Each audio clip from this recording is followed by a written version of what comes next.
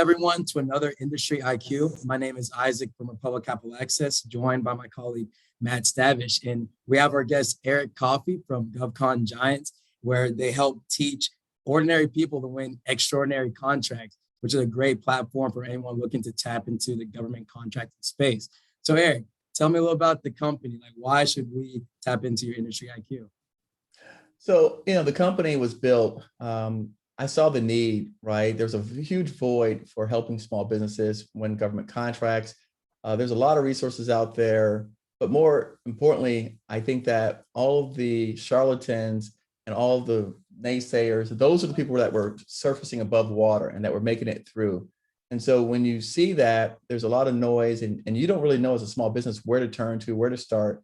And I find that even today, with myself being online for 4 years, done over 1 million plus views, that still it's hard to break through the noise. So for me, I wanted to help shed some light on this industry and all of the benefits of the industry and the goodness of what I received, and my family, my friends. We were all able to create a lifestyle for ourselves, create generational wealth, invest in real estate based on the proceeds from earning a government contract. So I just want to give other people that opportunity.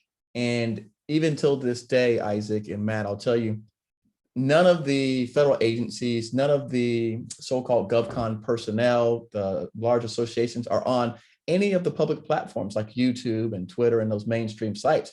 They're not spending all their time there. And if they really want to reach the youth and reach small businesses, those are the places to be.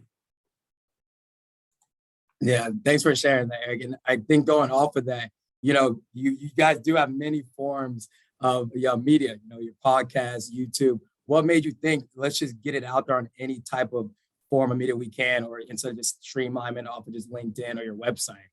Well, YouTube is the #2 search engine in the world. That's just common sense, right? If you really want to get stuff out to people, you got to go to where the people are at. And so YouTube's the #2 search engine in the world.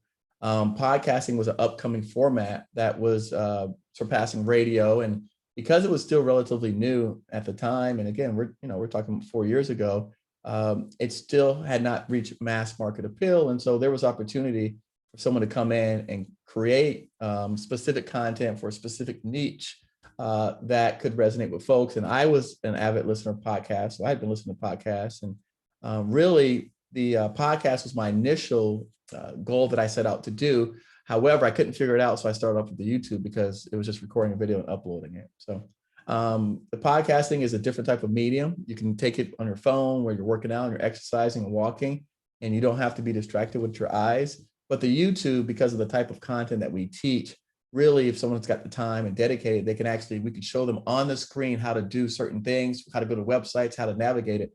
So it's much more interactive than the actual podcasting. But I definitely wanted to make it available for people so that they can have it at their convenience and their leisure to use it however they liked in whichever manner they want to interact with my content.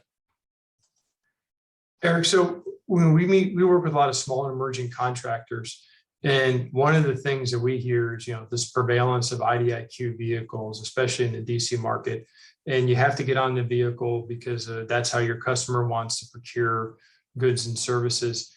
What are your kind of advice? You work with a lot of firms on, and how can a contractor kind of keep their BD costs contained and managed, when they have to bid on an IDIQ and then go after task orders like that?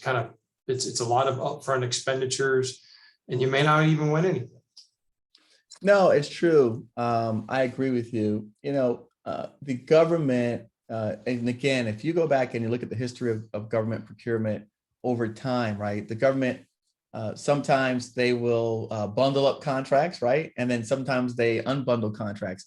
And it seems like over the last decade or so, 2 decades, we've actually gone back to that bundling of contracts, which is now what they call the IDIQ format. What I always recommend to all my small businesses to help keep your costs down low is to partner and team with other businesses. So that way you can share in those costs, because unfortunately, you've got to go to where the action is. We don't get the chance to dictate where these contracts are coming from. I'm not a political person. I don't think anyone on this call is a political person. So we don't have that luxury to dictate where and how those contracts come down.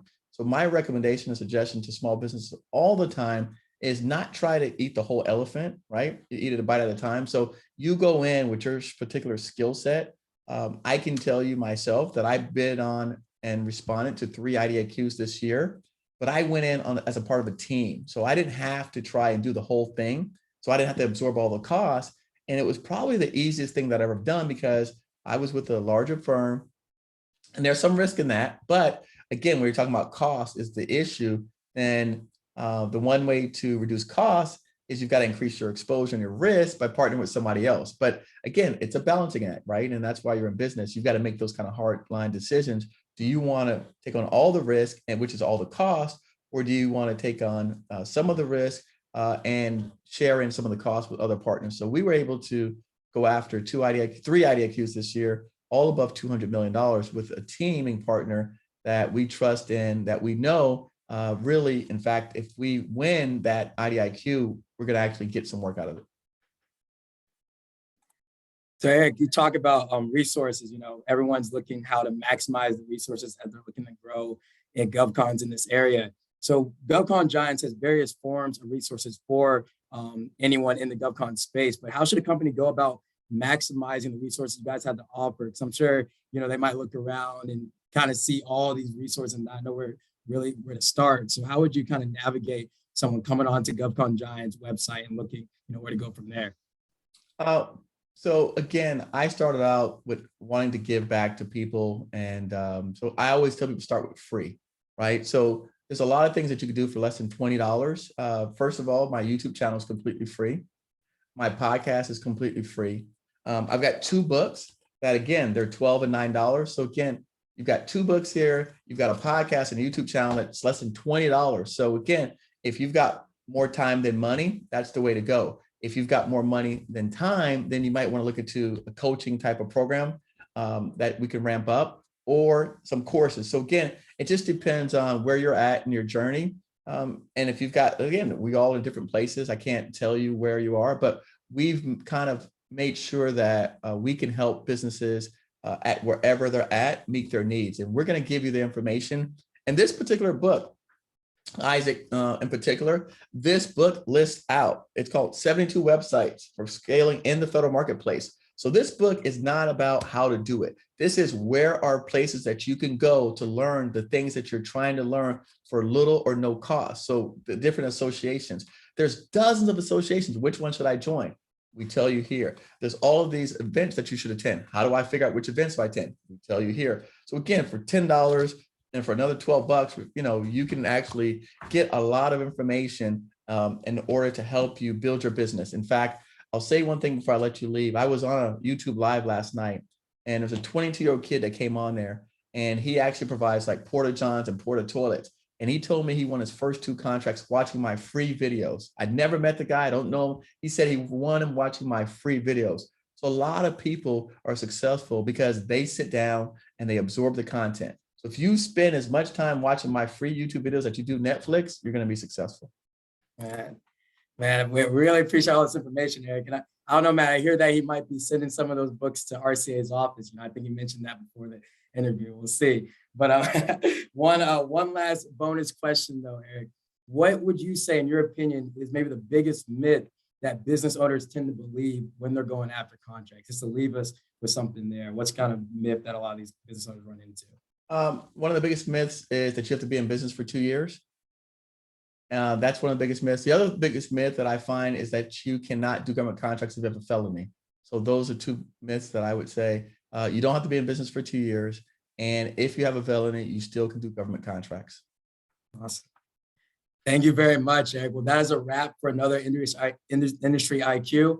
Guys, we had Eric Coffie from GovCon Giants join us. Again, I'm Isaac Ellsworth from Republic, joined by my colleague, Matt Stavish. But thank you so much, Eric, for joining our podcast. Thank you.